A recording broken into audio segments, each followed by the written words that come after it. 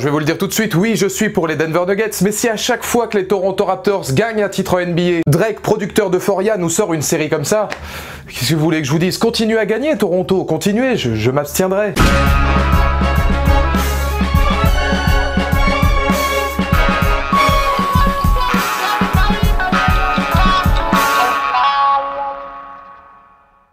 Bonjour à toutes et à tous, c'est Valou et bienvenue pour cette toute nouvelle vidéo, cette toute nouvelle analyse de série Valou TV, évidemment consacrée aujourd'hui à Euphoria. La nouvelle pépite de chez HBO, juste après Game of Thrones, juste après Tchernobyl, on peut dire que les gars embrayent. Et tout le monde m'avait dit, regarde cette série, tu verras, tu n'en sortiras pas indemne, c'est une série qui provoque quelque chose. Et oui, en partant du principe que la première scène de la série, c'est un accouchement vu de l'intérieur, oui, j'aurais pu comprendre effectivement que j'allais dans quelque chose de ma foi particulier. Je vais être honnête avec vous, passé le premier épisode, la série de Sam Levinson ne m'avait pas du tout convaincu. Je me suis demandé dans quelle espèce d'ovni j'avais embarqué, entre American Pie du futur et High School Musical sous Prozac. Mais croyez bien que par sa mise en scène, son esthétique et ses performances d'acteur, la nouvelle pépite d'HBO m'a tout simplement fasciné.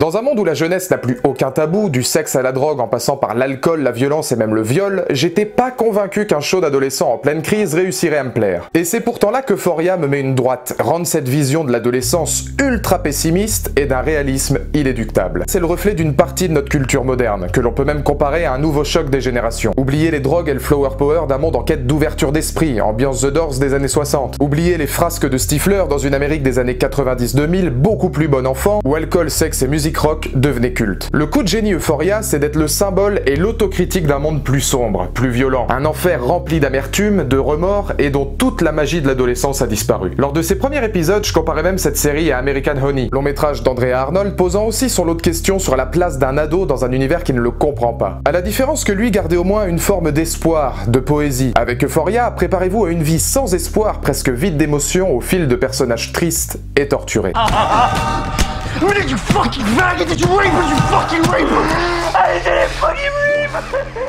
Avec une série de ce niveau, le plus dur c'est peut-être de savoir comment amener ces enjeux, comment les rendre difficiles sans entacher son réalisme, car oui, si elle y arrive à la perfection, Euphoria ne laisse aucune place à la douceur ou à des personnages normaux. Nous sommes comme dans un purgatoire, un lycée où seuls les plus forts tentent de retrouver une part d'humanité. Évidemment, les plus humains, eux, se feront dévorer. Car tous les protagonistes sont différents, mais se rejoignent dans une idée particulièrement triste, échapper à leur vie et au vide immense que constitue leur existence. Pour le personnage principal, Rue, cette évasion s'appelle la drogue, ou un amour quasi impossible avec Jules. Pour Maddie et Nate, portés par la prestation énorme de Jacob Elordi, elle passe par une relation toxique les amenant de plus en plus loin dans l'horreur. Pour Kat, ça viendra même d'une reconversion dans l'industrie porno. Mais son but n'est pas de choquer, d'où la réussite de l'œuvre, simplement de montrer une réalité, les dérives du sexe, de l'alcool et de tout ce que peuvent traverser les réflexions d'un ado. Question déjà nostalgique sur leur avenir. Alors oui, certaines situations sont complètement dingues. Nude, facecam, Pornhub, MDMA, humiliation, popularité, trahison, levrette et chibre, tout y passe. La narration, toujours en voix off par Rue,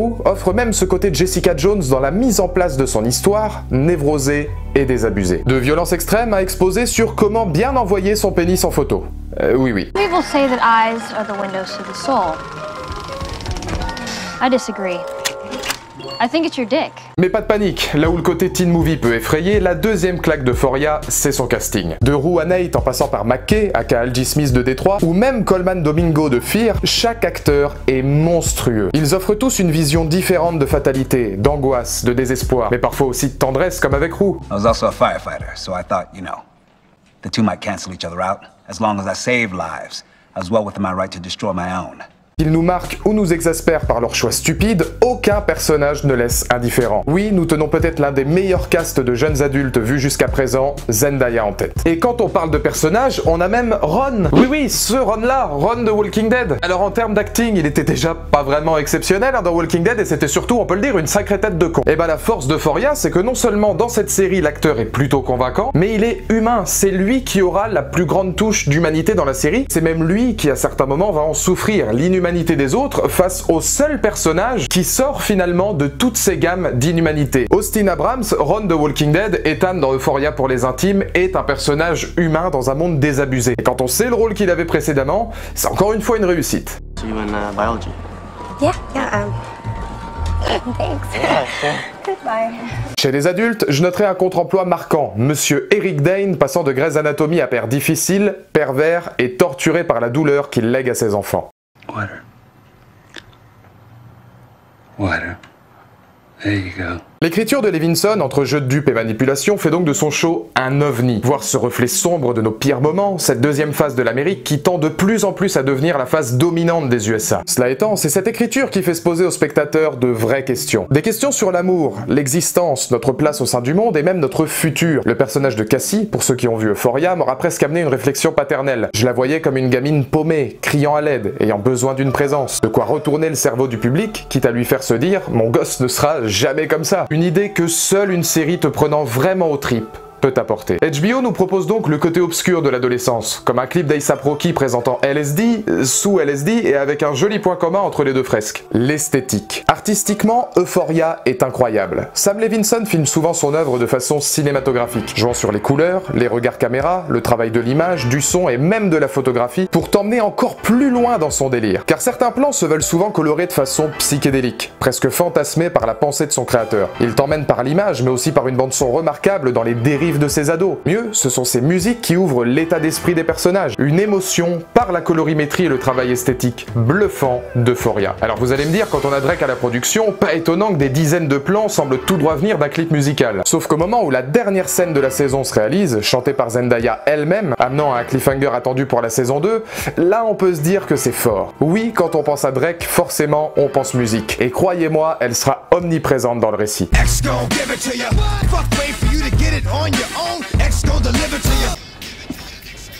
You look different.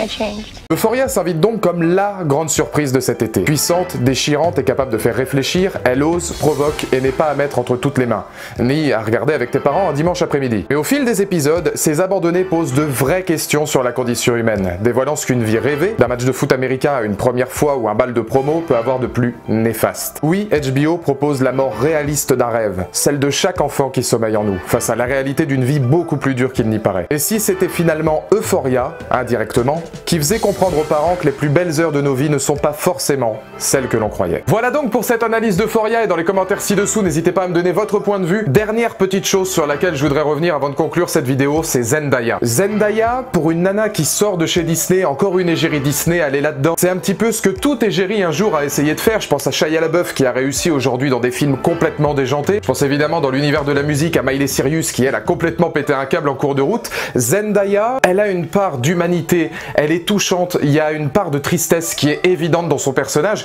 C'est peut-être mon coup de cœur parce qu'elle en devient presque magnifique. Elle a un côté triste qui est remarquable, Zendaya, et je voulais terminer cette critique en parlant d'elle sur son acting que j'ai trouvé exceptionnel. Sortir d'être égérie de Disney et passer surtout en continuant à travers Disney, puisqu'elle a joué dans Marvel, c'est Mary Jane, hein, pour tous ceux qui l'ont vu dans les derniers Spider-Man. You look really pretty. Therefore, I have value.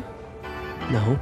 No, that's not what I meant at all. I was just... I'm messing with you. Je la trouvais d'une platitude dans Spider-Man où à un moment donné elle ne me représentait strictement rien. Là, arriver dans Euphoria et à me dire que oui, c'est le personnage qui m'a marqué parce que cette part de tristesse, elle est tellement touchante. On a tellement d'empathie, nous en tant que spectateurs, pour un personnage haut en couleur qui subit la vie, qui subit tous les autres personnages autour d'elle et qui va finir dans un cliffhanger incroyable où nous on a envie qu'elle s'en sorte parce qu'on est limite aux côtés d'elle. On est limite dans cette sensation familiale. Je trouve qu'il y a un côté adorable chez elle et surtout malgré elle qui est excellent, et cette actrice là moi je mets une pièce dessus parce que si elle arrive à s'émanciper un petit peu de tout ce qui est Spider-Man ou Disney, mais elle y arrive déjà très bien avec Euphoria, si elle continue comme ça je pense que ça peut être une des plus grandes actrices de drame à seulement 22 ans, elle est juste incroyable. Dans les commentaires évidemment n'hésitez pas à me donner votre point de vue, qu'est-ce que vous avez pensé d'Euphoria? C'est une pépite, c'est une critique sans spoil justement parce que j'ai envie qu'un maximum de gens puissent aller voir cette série. Ça a beau être Drake, et bah Drake de temps en temps il est capable de sortir du lourd.